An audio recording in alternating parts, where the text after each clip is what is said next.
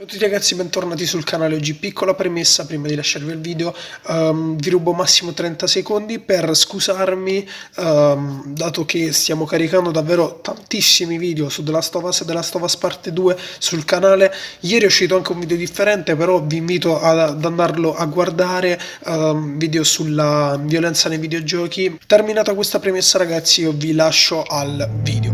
I would say that the world, in every sense of the word, is bigger than Last of Us Part 1. Both in scale and the amount of physical space that exists for you to explore, for you to encounter other people.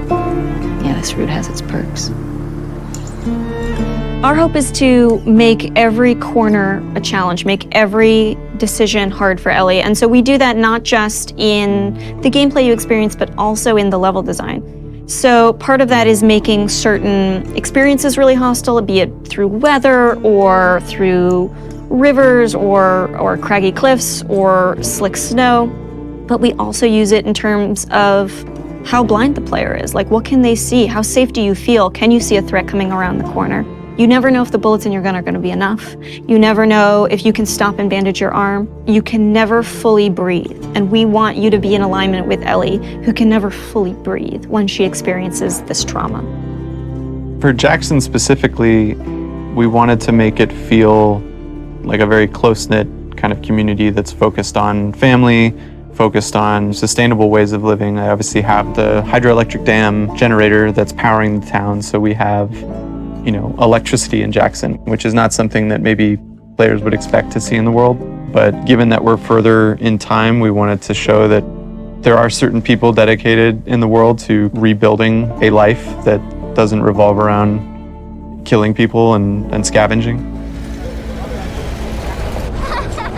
As you walk around the town, you can hear kids laughing. You could see people going into restaurants and eating, and it's a very kind of tranquil town. Now, we know there's all these horrible things happening outside the walls, but they've been able to protect the innocence of this town. Jackson, in many ways, represents what is at stake for our characters, a life of peace and relative comfort, a life where you can fall in love, a place where children can play and it's okay. And I think when we were looking at building out Jackson, it's like, okay, how many of those moments can we represent?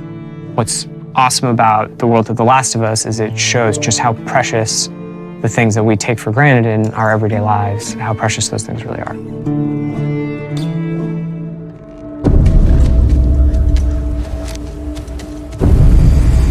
Seattle compared to Jackson is very different. It's more of a war zone, I would say. Part of the interesting thing with Seattle or the Pacific Northwest is that there's all this rain and all this foliage and wildlife, and it's this very lush area that if someone were to settle down, it'd be a pretty good place to settle down, just as far as the kind of fruit you can scavenge, the animals you can hunt. And then because it is so lush, because it is so teeming with resources, is why there are multiple factions trying to fight over those resources. One faction you run into in Seattle is the Washington Liberation Front. When the outbreak happened, the military took some pretty drastic actions and quarantined parts of the country. And this was their way of protecting the population that has survived this horrendous outbreak. And because of that, it led to a rise of these resistance groups. And in the first game, we saw the Fireflies. And we heard about other groups, and in this game we get to see, here's another group that rose called the Washington Liberation Front, that was able to defeat the army and thereby take over a lot of their equipment. And they're this very militaristic faction.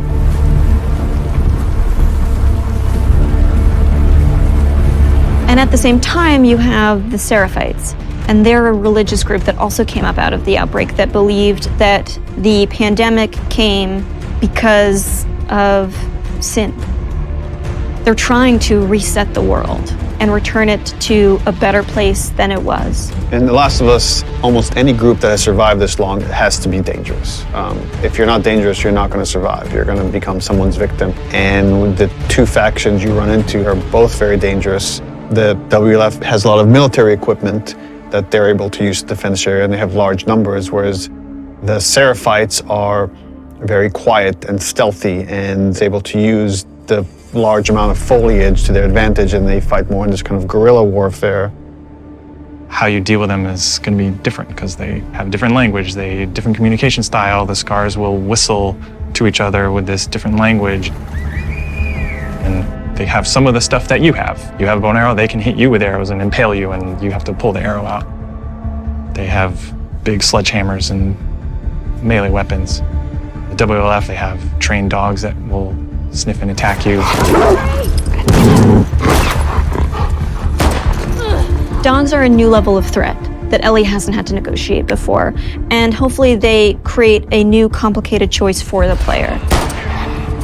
We saw in them an opportunity to challenge people's perceptions of what a combat setup can be. We wanted to find really hard choices. The dogs themselves have names. They're called out by their owners. We wanted every setup to be challenging.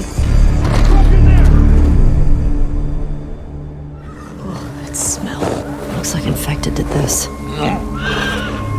How many do you think it would take to bring down a moose? Infected are still a threat in this world.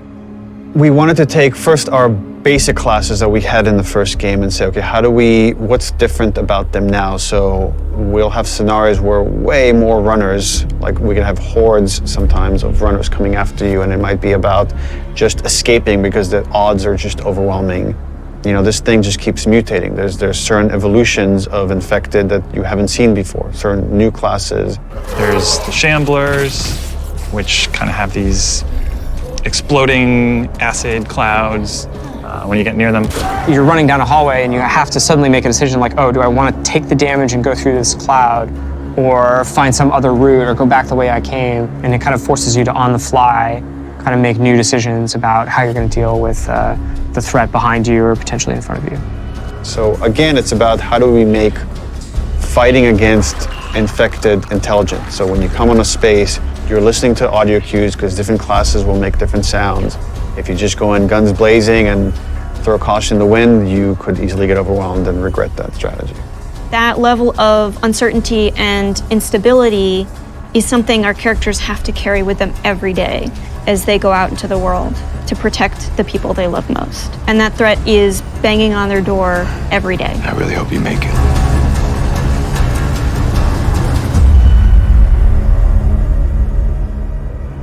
PlayStation